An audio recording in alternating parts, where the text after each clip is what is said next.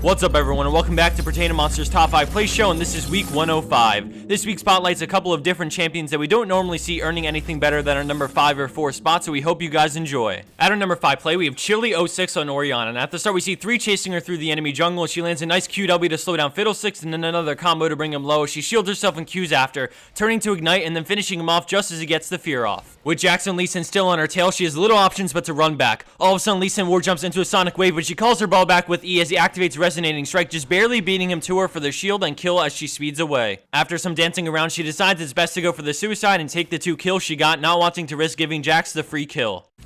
Coming in at 4th place is WSD Shoink on Cho'Gath, and we can see that the enemy team has doubled their kills and his team is putting up a flimsy attempt to save their tower. Once the tower falls, the fight breaks out and blue team is getting crushed, so they back off. All of a sudden, Cho'Gath sees a great opportunity and turns with a feast on the Ahri, shutting down their AP carry. He then switches to Shaka with an Ignite and auto attack, and despite his deceive, he picks up the double kill. Now left in a 3v1, he turns and lands a triple Feral Scream to silence all 3, and then he uses Rupture to get the instant quadra kill, and thanks to the slow from Rupture on Ashe, he can easily chase her down for the pentakill and ace, despite being down by 18 kills.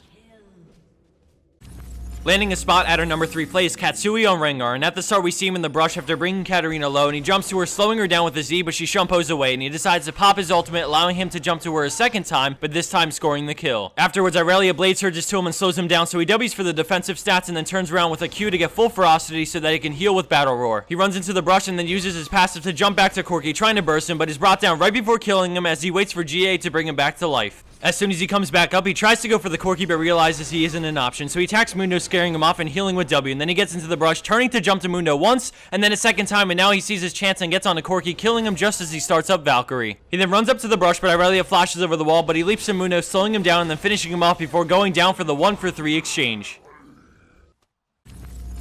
For second place spot for this week, we have Lick 3 Pwns on Syndra, and at the start we see both teams clash in mid lane as Ezreal ults him and Syndra uses Dark Sphere a few times as they move as a unit back towards their tower, and all of a sudden she turns and ults a Jace, finishing him off. She then moves back for a second and lines up a beautiful stun, hitting 3 as she kills Mordekaiser and then follows it up with a W for the double slow on the retreating team, which allows for the triple kill on Amumu. So in a crescendos and Shen taunts as the enemy Akali tries for one last desperate attempt, but they both end up falling to a single force of will for the pentakill.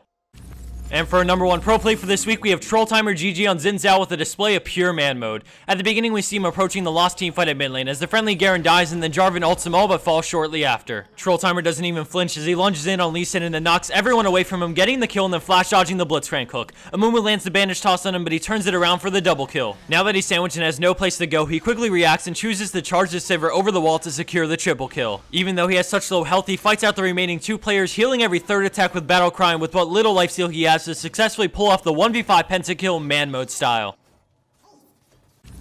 And for the bonus clip of the week, we have Yard's Timmy playing Singed for Purple Team. Just as a heads up to all, we will not be doing a video this Friday because both Brandon and I will be traveling to spend some time with our families for Thanksgiving, and we appreciate your understanding because we don't see them often. I truly hope everyone has a great Thanksgiving week if it's something you do, and if not, just have a great week in general. Thanks for watching, everyone, and I'll see you back here next Tuesday, a week from today, for episode 106 of our League of Legends Top 5 Plays.